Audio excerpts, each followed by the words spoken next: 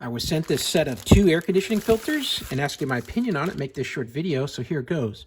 These are the kind that are used in your RVs, and it's going to go in the ceiling where you've got inlets for the air conditioner. So your inlet is going to go on this side, and it's going to push the air in through the blue, and then outlet side is off the white. So these are going to be really handy because they're going to be useful for keeping out pollen, any dust that's in the RV, pet dander. It's going to catch it on this blue side here. You can feel the mesh that is really tighter on this side, and it's light and airy on the other side.